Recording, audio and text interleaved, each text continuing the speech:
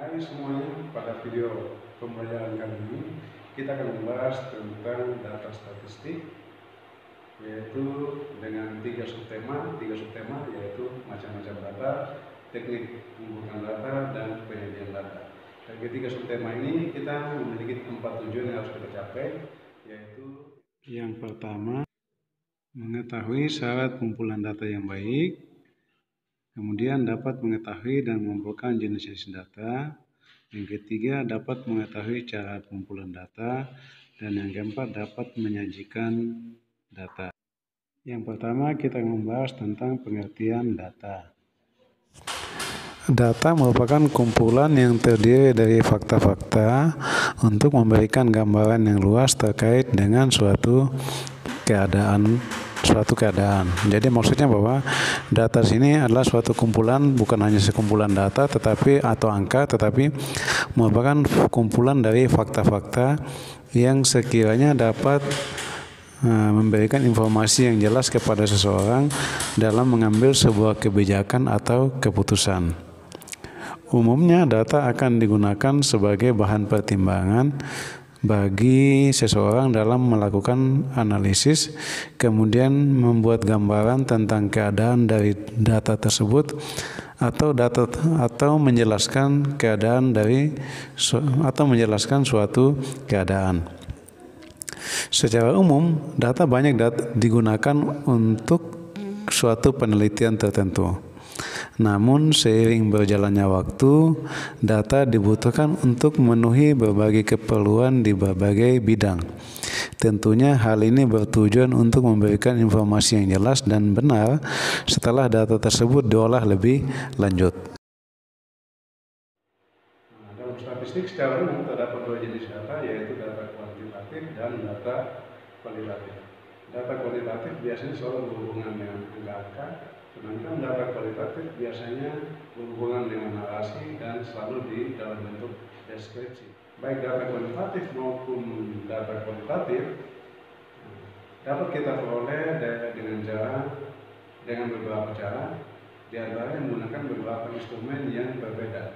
Jadi jika kita hendak mengumpulkan data kualitatif, maka kita menggunakan instrumen kualitatif.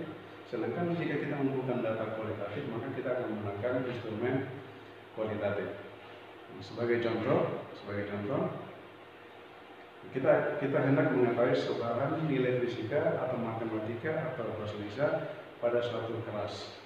Dari sebarang nilai tersebut, kita dapat mengetahui nilai rata-rata, capaian hasil belajar, demikian juga dengan data pertumbuhan penduduk, jumlah anak yang sekolah, dan lain sebagainya. Dalam mengumpulkan data, terdapat beberapa persyaratan yang harus dipenuhi agar data yang diperoleh baik. Menurut hal ini disampaikan oleh Subana dan kawan-kawan, yaitu yang pertama menurut Subana yaitu objektif, di mana data harus menggambarkan keadaan yang sebenarnya. Yang kedua, syarat yang kedua yaitu relevan, yaitu data yang dikumpulkan harus ada keterkaitan dengan permasalahan. Jadi objektif, yaitu data harus menggambarkan keadaan yang sebenarnya, jadi benar-benar menggambarkan keadaan sebenarnya.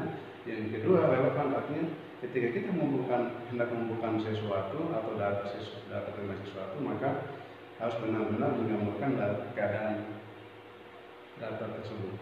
Yang ketiga yaitu sesuai sama atau up to date, yaitu data tidak boleh ketinggalan zaman, karena perkembangan waktu dan teknologi menyebabkan suatu kejadian dapat mengalami perubahan. Jadi data juga harus selalu diupdate. Jadi sehingga karena pengaruh perkembangan teknologi, maka kemungkinan data bisa berubah suatu waktu.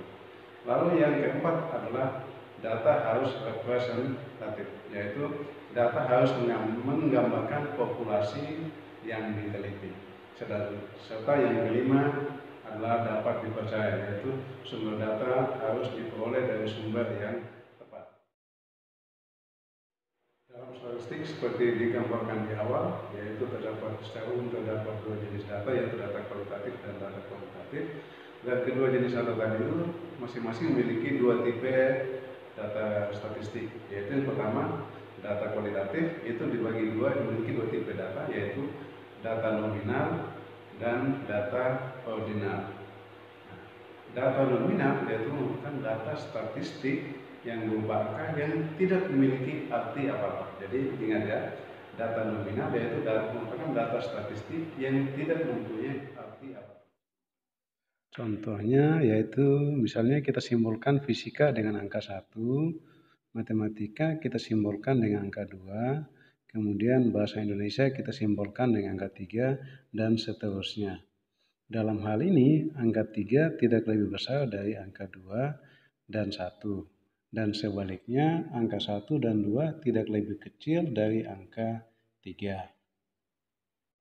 Data kualitatif yang kedua adalah data ordinal.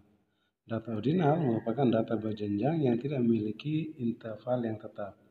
Misalnya data ranking kelas. Ranking 1 mempunyai nilai lebih tinggi dari ranking 2 dan seterusnya. Perbedaan kemampuan antara siswa yang ranking 1 dengan siswa yang ranking 2 mungkin tidak sama dengan perbedaan kemampuan antara ranking 2 dan 3. Contoh lain, dalam sistem penilaian di kampus, yaitu menggunakan nilai A, B, C, D, E, yang ditransfer dalam bentuk 4, 3, 2, 1, tidak memiliki interval yang sama. Yakni nilai E intervalnya biasanya itu 0 sampai 50, nilai D intervalnya 51 sampai 60, nilai C intervalnya 61 sampai 70,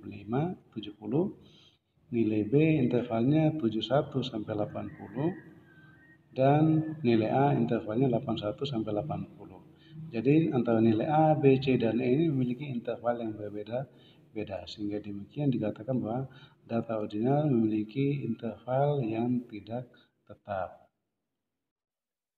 Tipe data statistik yang kedua yaitu data kuantitatif, yaitu juga dibagi dua, yaitu data interval dan data rasio. Yang pertama, data interval. Data interval merupakan data yang jarak antara satu dan lainnya sama dan telah ditentukan sebelumnya. Data interval ini banyak digunakan dalam penelitian pendidikan.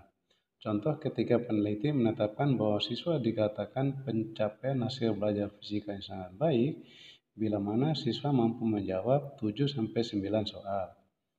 Kemudian jika siswa mampu menjawab dengan benar 4-6 soal fisika, maka siswa dikatakan dalam kategori baik.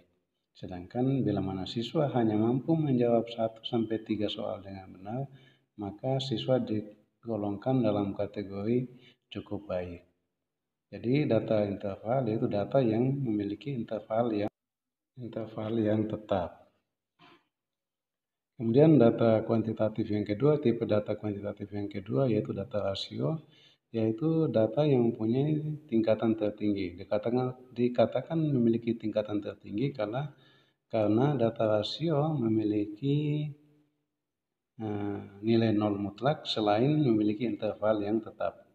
Misalnya hasil pengukuran panjang, tinggi, berat, volume, dan lain sebagainya.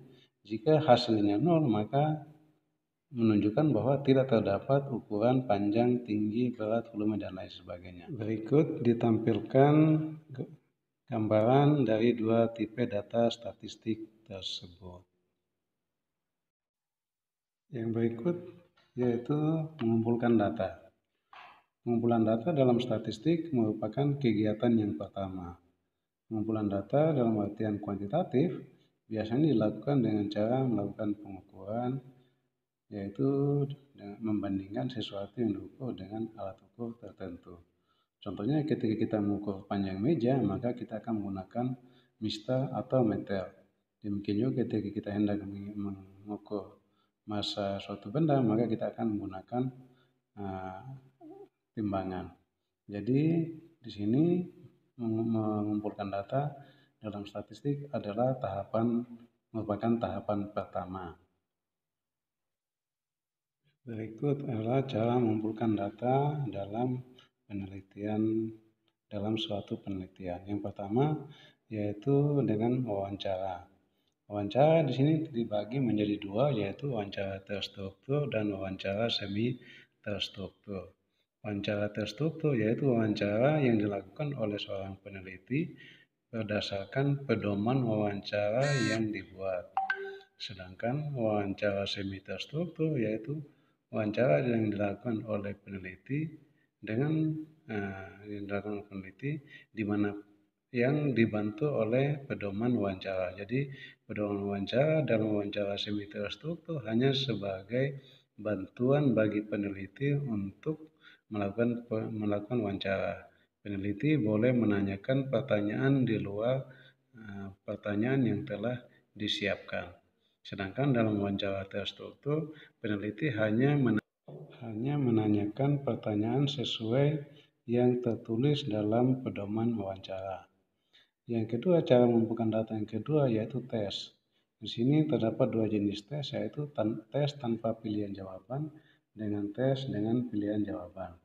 Tes tanpa pilihan jawaban biasanya kita temukan dalam tes esai atau dalam tes esai. Sedangkan tes dengan pilihan jawaban yaitu tes yang dibuat oleh peneliti dengan menyiapkan beberapa jenis jawaban. Contohnya tes pilihan ganda, maka akan ada beberapa opsi jawaban, atau tes jawaban benar, atau tes lain yang dimana orang yang menjawab tes atau menjawab soal telah memiliki beberapa jenis pilihan jawaban yang bisa dipilih. Kemudian yang ketiga adalah cara mengumpulkan data yang ketiga adalah kuesioner atau angket. Kuesioner adalah sejumlah pertanyaan atau pernyataan yang diberikan oleh peneliti kepada sumber atau kepada subjek peneliti untuk mendapatkan data sesuai yang diinginkan. Kemudian yang keempat adalah observasi. Observasi merupakan suatu kegiatan pengamatan secara langsung terhadap suatu objek atau objek penelitian.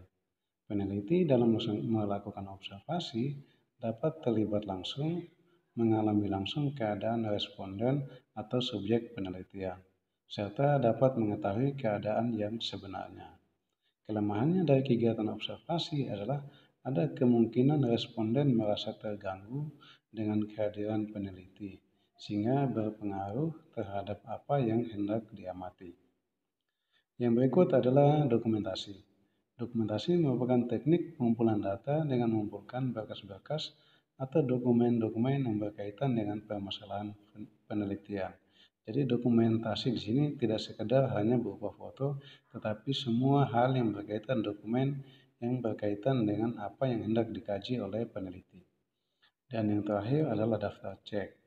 Daftar cek atau checklist merupakan suatu daftar yang berisi aspek-aspek yang akan diamati oleh peneliti. Tahapan berikut dalam statistik setelah tahap pengumpulan data adalah tahap penyajian data. Nah, pada proses pengumpulan data, biasanya data yang dikumpulkan masih berserakan atau campur aduk acak. Hal ini tentu menyulitkan untuk dianalisis. Sebagai contoh, jika kita memiliki beberapa data seperti angka 2, 3, 2, 1, 4, 5, 3, 2, 5, 6, 5, 7, 6, 8, 7, 1, 2, 3, 5, 3, 2, 4. Nah, dari angka-angka yang saya sebutkan tadi, itu akan sulit sekali diketahui berapakah sebaran angka 2, berapakah sebaran angka 3. Jadi, agar mudah dianalisis, maka data-data tersebut perlu ditata secara rapi, secara sistematis, dengan cara dirapikan, dikelompokkan, sehingga mudah pembacaan dan pengolahannya, serta mudah dipahami. Terdapat banyak cara yang dapat dipilih dalam upaya menyajikan data. Peneliti biasanya menyajikan data dalam bentuk tabel dan grafik atau diagram. Penyajian data dalam bentuk tabel biasanya dilakukan untuk memudahkan penggolongan data. Sedangkan penyajian data dalam bentuk grafik merupakan bentuk lanjutan dari penyajian dalam bentuk tabel. Penyajian data dalam bentuk grafik dikatakan lebih komunikatif, karena dalam waktu yang singkat, seseorang akan dapat dengan mudah memperoleh gambaran dan kesimpulan mengenai suatu keadaan. Hal itu disampaikan oleh Budiono dan Costa. Sedangkan menurut Ferguson dan Takane, Tujuan penyajian data adalah untuk memudahkan pembaca dalam memahami data dan memudahkan analis atau peneliti dalam melakukan analisis data. Jadi sebenarnya tujuan dari penyajian data dalam bentuk tabel ataupun grafik, tujuan utama yaitu memudahkan pembaca memahami data dan juga memudahkan peneliti untuk menganalisis data. Berikut ditampilkan beberapa bentuk penyajian data. Pada layar terlihat 3 jenis tampilan data, yaitu yang pertama tabel. Pada tabel terlihat contoh data tadi yang saya sampaikan, yaitu 1, 2, 3, 4, sampai 8. Nah, jika data sudah dirapikan demikian, maka kita akan mudah mengetahui berapa frekuensi dari data 1, berapa frekuensi dari data 3. Nah, jadi setelah data dirapikan, akan mudah pembacaan bagi pembaca maupun bagi peneliti. Data dalam bentuk tabel tadi kemudian kita bentuk dalam beberapa diagram, yaitu di sini ada diagram tegak, yaitu data tabel tadi kita tampilkan dalam bentuk diagram. Selain data diagram tegak, terdapat juga diagram mendatar, seperti yang terlihat pada layar. Selain diagram mendatar dan diagram tegak, juga terdapat diagram majemuk dan diagram batang bertingkat. Selain itu, terdapat diagram garis, seperti yang terlihat, yaitu membentuk garis-garis yang menghubungkan beberapa data. Kemudian diagram lingkaran, dan yang terakhir yaitu diagram pancar. Demikian video pembelajaran kita kali ini, semoga dapat bermanfaat dan kita akan berjumpa lagi pada video materi selanjutnya.